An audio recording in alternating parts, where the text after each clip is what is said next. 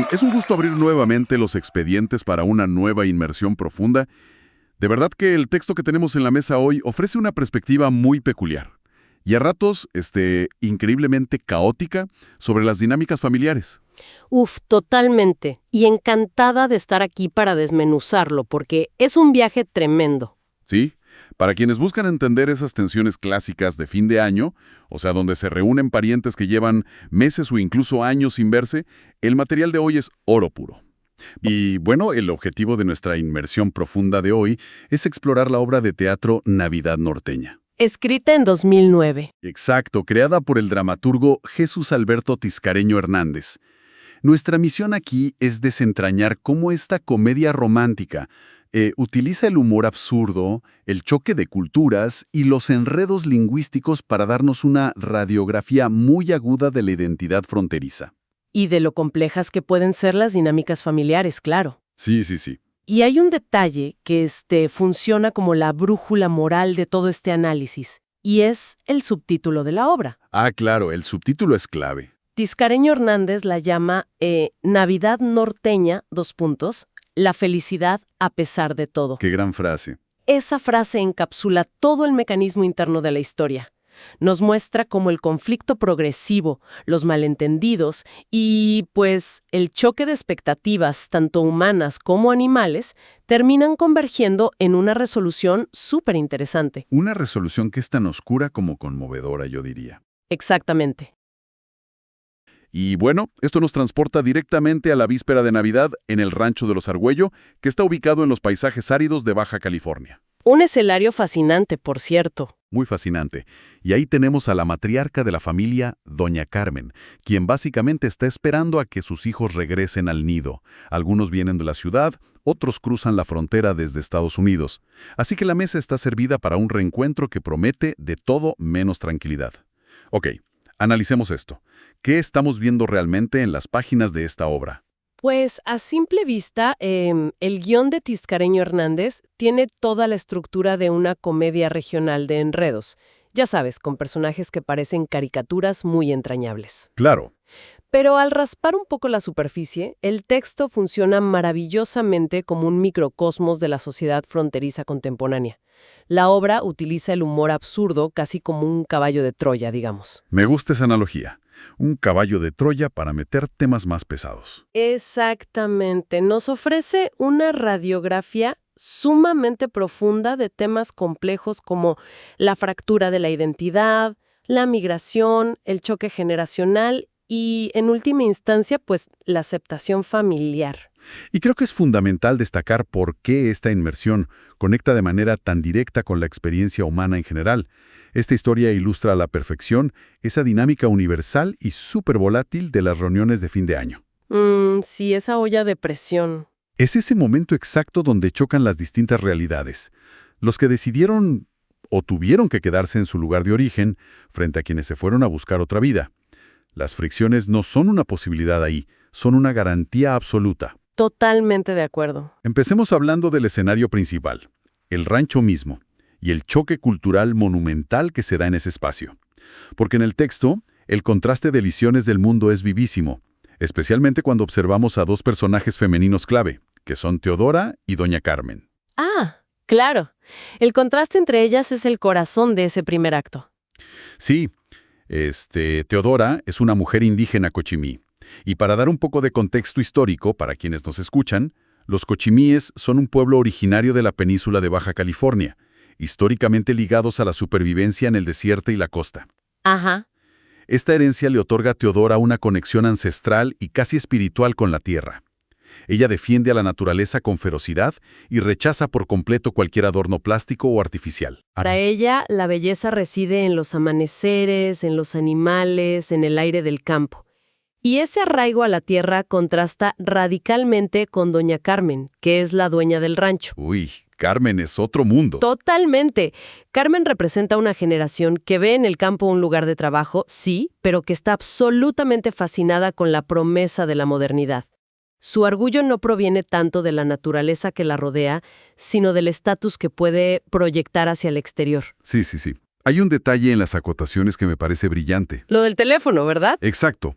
A Carmen le acaban de instalar un teléfono nuevo y ella está fascinada contestando las llamadas con un sonoro "Hello, Rancho de los Argüello". Es genial.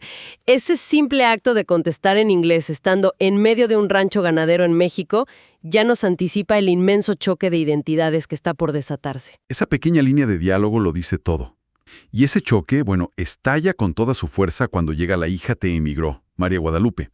El texto la presenta bajo este término histórico de bracero. Que es un término con mucho peso. Muchísimo. Es importante recordar que bracero fue un término originado por los acuerdos laborales de mediados del siglo XX para los trabajadores temporales mexicanos en Estados Unidos, pero se quedó incrustado en el lenguaje fronterizo para referirse al trabajador migrante en general. Claro. Y por supuesto, a María Guadalupe le horroriza que la relacionen con su pasado campesino. Ella regresa exigiendo que todos la llamen MG. Pronunciando las iniciales MG en inglés, por supuesto. Obviamente, la forma en que el autor describe su llegada es una clase magistral de caracterización. Llega presumiendo una camioneta modelo 1970 que su esposo le compró, soltando frases en un Spanglish muy particular. Diciendo cosas como "forget everything" o "nice". Exacto. Y trajo consigo un arsenal de adornos navideños made in China. Adornos que tienen luces estridentes, música integrada y su intención explícita es tirarlos sobre las decoraciones artesanales locales para imponer lo que ella percibe como el primer mundo. Lo fascinante aquí es cómo el dramaturgo utiliza el personaje de MG para ilustrar la dolorosa mutación de la identidad cultural del migrante. Es una defensa súper frágil la que trae. Sí, ella no regresa a su origen con la tranquilidad de quien ha triunfado. Regresa sintiendo una tremenda inseguridad, la cual enmascara intentando imponer una supuesta superioridad material. Finge olvidar palabras básicas en español, critica severamente las costumbres locales y trae esta modernidad plástica. Y lo más irónico de todo es que el texto señala que compró esos adornos en tiendas de segunda mano. Es verdad, pero en su mente representan la cima del éxito porque vienen del otro lado. Es un mecanismo de defensa del libro de texto. Busca validar su difícil decisión de haber dejado su hogar y la única forma que encuentra de hacerlo es desvalorizando sistemáticamente el lugar y a las personas de donde vino. Esa inseguridad dictando su comportamiento es palpable en cada escena. Ahora, esa búsqueda desesperada de estatus, de respeto y de validación no se limita a los humanos del rancho. Tiscareño Hernández lleva esta sátira sobre la migración a un extremo brillante, aplicándola a los habitantes del establo. Ah, la historia de los animales es maravillosa. Es que tenemos una subtrama que es deliciosamente absurda. Resulta que hay una historia de amor con crisis existenciales incluidas entre una vaca y un güey. Por un lado está Vicky, una vaca sumamente vanidosa. El guión indica que usa un sombrero de fiesta, lentes de sol, que se perfuma con fragancias baratas como Fresco Amanecer. Fresco Amanecer es de locos. Sí, y que presume constantemente de tener, en sus propias palabras, curvas peligrosas. Y por el otro lado está Toribio, que es un buey profundamente devoto, enamorado hasta la médula de ella, pero muchísimo más consciente de la realidad que los rodea. Es una personificación llevada al límite absoluto. Vicky está completamente convencida de que su estatus de mascota intocable está garantizado. Ella se sabe la adoración de Maggie, la nieta adolescente de la familia. Sin embargo, el dramaturgo nos revela rápidamente un oscuro secreto que Vicky ignora en su nube de vanidad. El complot de los adultos. Exacto. Los adultos del rancho, encabezados por Prudencio, que es el hijo que administra el lugar, tienen un plan diametralmente opuesto. Mantienen a Vicky bien alimentada, no por un cariño genuino, sino porque planean secretamente convertirla en barbacoa para alimentar a todo el ejido durante la gran fiesta de Nochebuena. Y hay que mencionar que un ejido, en el contexto mexicano, es una porción de tierra de uso comunal. Por lo tanto, no estamos hablando de una cena íntima de 5 personas. Estamos hablando de alimentar a toda una comunidad rural. El destino de Vicky es ser el plato principal de un evento masivo. El nivel de ironía dramática es espectacular.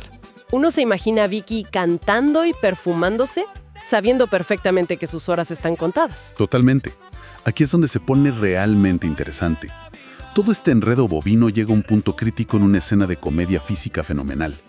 Tenemos a Roberto, otro de los hijos de Carmen que regresó para la fiesta, y a su amigo Rubén. Ellos forman un dueto musical bastante pretencioso llamado Vaqueros Galácticos de Tijuana. Solo el nombre ya es una joya. Sí, y con todo ese ego de artistas hermanos tratando de reconectar con el campo, deciden que van a ordeñar a la vaca para demostrar lo rudos y campiranos que son. ¿Cuál es el problema? Rubén, en su ignorancia citadina total, se equivoca de animal e intenta ordeñar a Toribio el buey. La reacción que describe el guión es un estallido de farsa teatral pura. Vicky, indignadísima de que se atrevan a tocar a su Toribio y sobre todo de que la ignoren a ella, siendo la estrella del establo, desata toda su furia. Termina aplastando literalmente a Roberto contra el suelo, gritando que a una vaca de su categoría se le respeta. Es una imagen que provoca la carcajada inmediata, seguro. Sí, pero también consolida un fuerte elemento de realismo mágico dentro de la narrativa. Ese es un punto muy importante. ¿Cómo funciona exactamente el realismo mágico en esta obra en particular? Porque, no es que de pronto aparezcan dragones o magia así súper convencional. Exactamente, no va por ahí. En el realismo mágico, los elementos fantásticos o ilógicos son percibidos por los personajes como parte de la normalidad cotidiana. Aquí, los animales hablan, sienten, planean y tienen crisis de identidad. Y el tono de la obra fluye de tal manera que esta inverosimilitud se acepta sin cuestionamientos. Como si fuera lo más normal del mundo que una vaca use lentes de sol. Tal cual. Y fíjate que Toribio, que como decíamos es mucho más perceptivo y pragmático que Vicky, descubre el complot de la barbacoa e intenta convencerla de huir. ¿Y a dónde planea esta fuga? A la India. Claro, porque allá las vacas son sagradas. Toribio lo sabe perfectamente. Y aquí hay un paralelismo temático brutal. Así como MG migró a Estados Unidos buscando el estatus del primer mundo, Toribio y Vicky buscan migrar a la India buscando el estatus de deidad. Ambos, humanos y animales, están buscando una tierra prometida donde su valor sea finalmente reconocido. ¡Wow! Pero, entiendo que una vaca y un buey intenten escapar de una olla de barbacoa. Eso es instinto de supervivencia básico. Lógico. Pero luego aparece Petra. Y yo confieso que me quedé sin palabras cuando leí sobre este personaje. Petra es una joya de la dramaturgia contemporánea. Petra es una cerdita que ha decidido adoptar un estilo de vida súper fancy y urbano en medio de un rancho polvoriento y rústico. Petra es una sátira andante de la modernidad malentendida, te lo digo en serio. Es que se ha vuelto vegetariana. Una cerdita vegetariana que solo toma agua mineralizada, se levanta tempranito para hacer rutinas de estiramiento corporal y basa sus decisiones de vida en el horóscopo de una revista. Una revista muy prestigiosa llamada Fauna Cosmopolita. Fauna Cosmopolita. Resulta que los animales de este rancho tienen más inteligencia emocional y rutinas de cuidado personal que los propios dueños humanos. ¿Cómo explicamos que una obra sobre la identidad fronteriza dedique tanto tiempo a una cerdita leyendo su carta astral? Pues porque es una crítica muy punzante a la ceguera voluntaria y a cómo romantizamos la vida moderna. Ok, tiene sentido. La obra nos muestra a humanos ignorando sus problemas reales para discutir sobre unas lucecitas chinas de colores. Ajá. Y simultáneamente nos muestra a esta cerdita haciendo dieta para verse bien en bikini, digamos, ignorando que es ganado. ¿Qué es comida? Petra lee su horóscopo buscando guía espiritual y la revista le dice que sus números de la suerte son 3, 2, 1. Una cuenta regresiva. Exactamente. Ella lo interpreta como un buen presagio astrológico porque está en su burbuja, sin darse cuenta de que es el anuncio literal de su propio fin. Están todos tan distraídos con trivialidades que ignoran el hacha que cuelga sobre sus cabezas. Es un nivel de humor negro espectacular, me encanta. Ese paralelismo entre la migración humana y la animal es una genialidad del texto. Pone en la misma balanza la cruda realidad ganadera del norte de México y el deseo universal de escapar hacia una vida mejor. Es una metáfora súper fina disfrazada de comedia absurda. Totalmente. Pero, regresando a los conflictos humanos, la obra no se sostiene únicamente en el humor físico o en las metáforas de los establos. Porque detrás de toda esa fachada de modernidad, del Spanglish y de los adornos hechos en China, MG esconde un secreto familiar que la tiene al borde del colapso nervioso. Así es, y es un secreto que amenaza con destruir la estructura familiar que tanto trabajo le ha costado mantener. El hijo adolescente de MG, Johnny, es rubio, y esto contrasta fuertemente y de manera muy pero muy visible con su esposo actual, Adán. Es innegable. Exacto. MG vive aterrorizada de que el resto de la familia descubra la verdad. Johnny es producto de una aventura fugaz que tuvo en Estados Unidos en su época de juventud rebelde, mucho antes de conocer y casarse con Adán. El nivel de pánico que maneja MG es tan alto que la lleva a tejer mentiras infantiles y desesperadas. Recuerdo la escena con Esperanza. Sí, intenta convencer a su cuñada Esperanza para que le siga el juego y jure frente a todos que un bisabuelo perdido de la familia era rubio de ojos azules. Todo en un intento bastante patético de justificar la genética del muchacho ante las miradas inquisitivas del rancho. Es una bomba de tiempo lista para explotar. Y la resolución de este conflicto es, sorprendentemente, uno de los momentos más maduros y emotivos de la lectura. Se da a través de una conversación privada, casi en voz baja, que ocurre entre Adán, el esposo, y Prudencio. Es una escena bellísima. Sí, en medio de todo el ruido y las mentiras de MG, Adán revela que él siempre lo supo. Desde el principio, Adán ha sido plenamente consciente de que Johnny no lleva su sangre. Sabe perfectamente que MG le miente sobre el tema constantemente. De hecho, confiesa que ella es pésima mintiendo, y siempre la descubre, pero la acepta. La ama profundamente y ama a la familia que a pesar de los tropiezos han logrado formar juntos. Es un golpe de realidad tremendo ver a un hombre en un entorno tradicionalmente machista como suele ser el campo norteño, tragarse el orgullo por amor.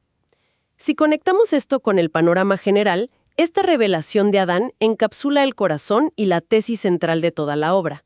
De hecho, el texto lo subraya en su propio subtítulo, La felicidad a pesar de todo. Me encanta eso. Tiscareño Hernández nos está planteando que la estructura familiar no depende de la perfección ni de la pureza de la sangre. Los secretos existen, las mentiras piadosas y las omisiones están presentes en cada árbol genealógico. Las inseguridades son el pan de cada día. Pero el amor incondicional, la tolerancia y, sobre todo, la decisión consciente de perdonar y de seguir compartiendo la vida superan las barreras de la biología y del engaño. Adán elige activamente la felicidad sobre el resentimiento. Y es brillante cómo el dramaturgo hace eco de esta idea en otras interacciones de la familia, porque no todas las resoluciones implican un abrazo y un final de cuento de hadas. Hay una microtrama muy melancólica que aporta un contrapeso de mucho realismo a la obra. Roberto, el cantante errante de los Vaqueros Galácticos, encuentra un momento a solas en el patio con su cuñada Esperanza. Oye, una escena cargada de tensión. Muchísima.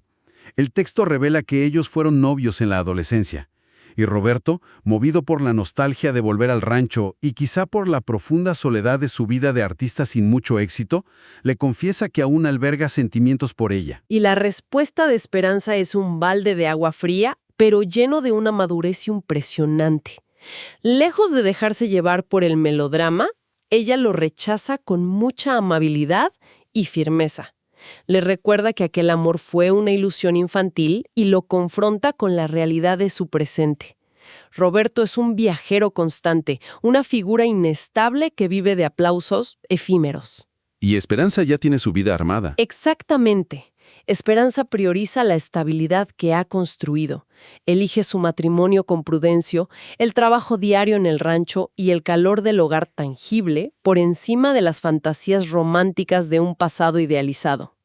Al igual que Adán, Esperanza elige abrazar la realidad imperfecta que tiene en sus manos frente a la ilusión de lo que pudo haber sido. Entonces, ¿qué significa todo esto a nivel narrativo? Que cuando metes en una sola casa a una matriarca pegada a la modernidad superficial, a una migrante con una profunda crisis de identidad, a un músico nostálgico que busca revivir el pasado, a un esposo que calla un secreto gigantesco y a un par de vacas que conspiran para fugarse a la India, El caos absoluto es inminente. es inminente. Y el clímax de la obra cumple esa promesa con creces. Y si el patio parece un campo de batalla, la cocina se convierte en un escenario apocalíptico. ¡Hala! La cocina es el pico de lo absurdo. Totalmente. Mientras los humanos se dan de puñetazos afuera, Teodora ha decidido que es hora de cumplir el destino culinario y tomar el control de la cena. El guión nos muestra a Teodora intentando cocinar a Vicky, la vaca vanidosa. La tiene acorralada intentando meterla en una olla gigante mientras le arroja hierbas de olor. Pobre Vicky. Vicky está en pánico total, gritando por su vida y pidiendo perdón por sus pecados de vanidad. Y justo en el último segundo, cuando parece que el menú está decidido, Toribio entra embistiendo todo a su paso para rescatar a su amada. La escena que se describe a continuación roza el surrealismo más puro. Tienes a Teodora, la indígena profundamente conectada con la tierra y defensora de la naturaleza, tomando un trapo rojo de cocina y poniéndose a torear al buey en medio de los fogones, gritando «olé» a todo pulmón. ¡Olé! ¡Es increíble! Y mientras tanto, la propia vaca, asomando la cabeza desde la olla, anima a su pareja como si estuviera en las gradas de una plaza de toros. Es el uso del absurdo llevado a su máxima expresión. Una herramienta narrativa diseñada para quebrar de tajo cualquier tensión dramática acumulada y llevar al espectador a una catarsis a través de la risa. Toribio demuestra ser el héroe de la jornada. Logra su misión, salva a Vicky de convertirse en el plato principal y las vacas escapan con éxito del rancho de los Argüello, presumiblemente para iniciar su largo viaje hacia la India. Se lo ganaron. Definitivamente. Pero esto deja a los humanos con un problema inmediato. ¿Qué van a cenar en Nochebuena todo el ejido y la familia? Ese es el verdadero drama del norte. Exacto. La resolución a esto muestra ese pragmatismo brutal, crudo y a la vez hilarante, que caracteriza a la cultura del norte de México. Al ver el establo vacío de vacas, Teodora, Esperanza y Carmen no se sientan a llorar la pérdida. Rápidamente cambian de plan, se dirigen al corral trasero y deciden sacrificar a la Petra. La puerquita perezosa. Esa mera. Una puerquita de la que el guión dice que ni siquiera va a intentar correr para defenderse. Menú alternativo conseguido, problema resuelto en menos de 5 minutos. Y es precisamente con ese pragmatismo que la obra avanza hacia su desenlace. Lo que más resalta de este acto final es cómo todo el caos monumental, los golpes en el patio, los desmayos de los turistas, el peligro de que los secretos salieran a la luz y la fuga internacional del ganado, todo se disuelve y se evapora rápidamente cuando el reloj marca la hora de la celebración. La inercia de la fiesta es más fuerte. Empieza a llegar la gente del pueblo, los músicos afinan los instrumentos y de pronto las enormes barreras del idioma, las diferencias de estatus migratorio y hasta las diferencias de especies se rinden incondicionalmente ante la tradición y la necesidad humana de celebrar juntos. La música lo cura todo en ese momento. Todos terminan bailando un calabaceado norteño. Para dar contexto, el calabaceado es un baile regional tradicional de Baja California, caracterizado por ser sumamente enérgico, con zapateados fuertes que levantan el polvo, imitando los movimientos del ganado y la vida de los vaqueros. Es sudor, es ritmo y es comunidad. Una escena súper visual. Sí, ver a los turistas afroamericanos, a la migrante en crisis, a la matriarca y a los músicos, saltando juntos al ritmo del calabaceado, es la catarsis visual perfecta. Y la escena final corona toda la obra. G organiza a todo el grupo, extraños y familiares por igual, para tomar una gran foto del recuerdo con esa cámara nueva que fue motivo de conflicto al principio. ¡Qué bonito cierre! A pesar de todo el ruido, el resentimiento y la furia terminan congelando una sonrisa compartida. Luego, el dramaturgo nos regala un epílogo fantástico. La iluminación cambia y, en un rincón apartado del escenario o de la imaginación, vemos a Vicky y Toribio, sanos y salvos, muy lejos del rancho bailando música tradicional hindú. Es una síntesis magistral de todas las capas de la historia. A través de este desfile delirante de vacas parlantes, turistas extraviados, músicos egocéntricos y secretos familiares a voces, Navidad norteña nos deja una lección clarísima. Las reuniones familiares son, por su propia naturaleza, espacios de fricción. Son el crisol donde las fallas, las inseguridades y las mentiras de cada individuo quedan expuestas bajo la lupa de la sangre. Así es. Pero simultáneamente, y este es el mensaje vital del texto, son los espacios con mayor potencial para la reconciliación humana. Totalmente. El texto tiene el gran mérito de no romantizar a la familia, mostrándola como un núcleo perfecto y libre de defectos. el autor la romantiza precisamente por lo contrario. Sabiendo todas las traiciones, conociendo las carencias emocionales y los fracasos de cada uno, los personajes deciden sentarse a la misma mesa, compartir un plato de comida, en este caso de puerquita, y bailar. Es un recordatorio fantástico. Sí, envuelto en capas de comedia absurda, de que la perfección moral no es, ni de cerca, un requisito para ejercer el amor familiar y la tolerancia. Esto plantea una pregunta importante que resuena mucho más allá de las páginas de este guión teatral. Al observar detenidamente cómo la familia Argüello improvisa su cena, acepta e integra extraños absolutos en su fiesta y perdona omisiones que podrían haber destruido matrimonios, el texto nos obliga a cuestionar la rigidez de nuestras propias costumbres. Eso es muy cierto. Solemos pensar en las tradiciones como estatuas de mármol pesadas e inamovibles, conceptos puros que debemos proteger a toda costa de cualquier influencia externa. Tal como doña Carmen intentaba proteger el prestigio de su rancho o Teodora su purismo hacia la naturaleza. Es una trampa en la que caemos fácilmente. Creemos que si incorporamos algo distinto, si cambiamos el menú de siempre, si sumamos a alguien nuevo a la mesa o si un familiar no cumple con las expectativas que le impusimos, la esencia de la tradición se corrompe irremediablemente. Y sin embargo, el texto sugiere lo contrario. Queda sobre la mesa la idea de si esas tradiciones que las familias intentan preservar con tanto fervor realmente existieron alguna vez de forma pura e inalterable, o son en realidad simplemente un guión en constante mutación. Un guión vivo. Exacto. Un guión vivo que inevitablemente es reescrito año tras año, empujado por las influencias externas que traen los que migran, modificado por las ausencias de los que ya no están en la mesa y suavizado por los secretos que al final del día y por el bien de la convivencia decidimos perdonar. ¡Qué perspectiva tan poderosa! La verdadera tradición entonces no es la resistencia al cambio, sino la capacidad de sobrevivir a ese cambio a través de la tolerancia y el amor. Esperamos que este extenso recorrido por el rancho de los Argüello, navegando entre sus momentos caóticos, sus carcajadas y sus profundas reflexiones emocionales, deje mucho material para el análisis individual. Queda la invitación para nuestra audiencia a reflexionar sobre las propias dinámicas y tensiones cuando nos sentamos a compartir la mesa.